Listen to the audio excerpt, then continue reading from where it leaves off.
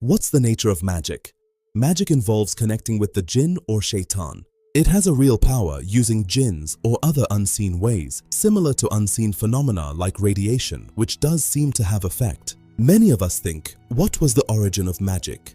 Some scholars believe Iblis was the one who started magic. This occurred after the death of Prophet Sulaiman alayhi salam. Iblis buried some amulet under the throne of Sulaiman alayhi salam and infused in the brain of the people that he reigned over the creation because of his magical talent. And thus, the masses started learning and teaching magic, considering it to be the knowledge of Sulaiman alayhi salam. According to Islamic tradition, specifically based on Surah Al-Baqarah verse 102 of the Quran, the origin of magic on earth is linked to the ancient city of Babylon and two angels named Harut and Marut. It is explained that devils taught people magic during the reign of King Sulaiman. However, the origin of this knowledge is tied to a test ordained by Allah. Two angels, Harut and Marut, were sent down to Babylon. They were not sent to tempt people, but rather as a fitna, a trial or test for mankind.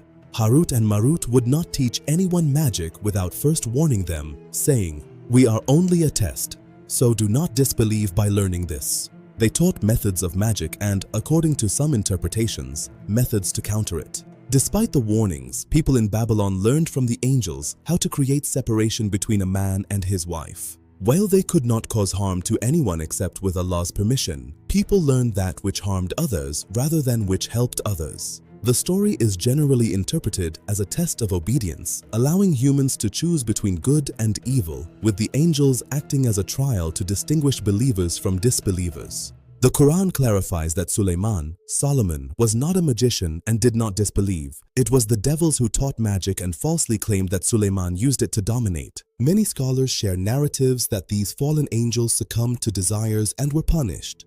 Many classical and modern scholars reject these tales as fabrications, arguing that angels are sinless and only taught magic under divine orders as a test. Magic is considered kufr and a major sin in Islam. It is recognized as a real phenomenon in Islam, but its study is forbidden because it is harmful and requires turning away from God.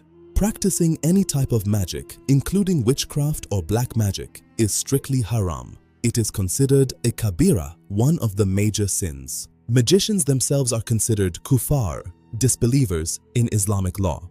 If a known magician is harming people, they are stopped. If they do not stop, they are executed in a just court due to the damage they cause. Even white magic means learning magic to do something good is haram. Let's discuss the effects of magic. 1. Magic causes damage and harm to people. 2. It can lead to people's death. 3. It can separate a husband and wife, as mentioned in the Holy Quran. Do evil eye and magic be considered the same? What's the difference? The evil eye, according to one's understanding, is a negative impact where jealousy generates negative energy that jinn use to harm someone. Magic and the evil eye are interrelated. The evil eye can serve as a mechanism or vehicle for magic or an evil jinn to hurt someone. They are different, but can sometimes have the same effect.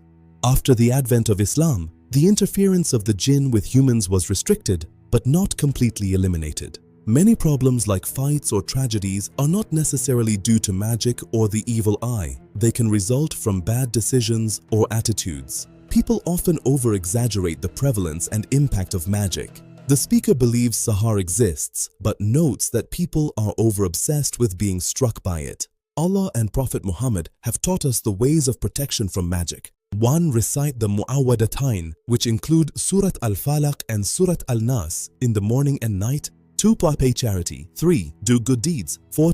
Avoid becoming paranoid. Or 5. Avoid suspecting everyone.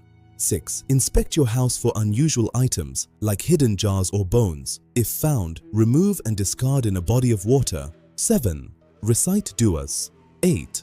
Do not seek help from individuals who claim supernatural knowledge by opening the Quran to know about your life or solve problems. These individuals may reveal private information to gain trust, possibly through connection with jinn, and then charge money. Seeking help from such people often worsens the situation, potentially through further spells to create dependency. The practice of opening the Quran for ilm ul ghaib or unseen knowledge or to reveal specific life circumstances or harm from others was not taught by the Holy Prophet, peace be upon him. Seeking guidance through the Quran is different. It helps decide on a matter's goodness or badness based on the verse, not revealing ilm ul ghaib about personal situations. Stay away from such claims and individuals, as it is difficult to trust them, even if some might genuinely have ilham.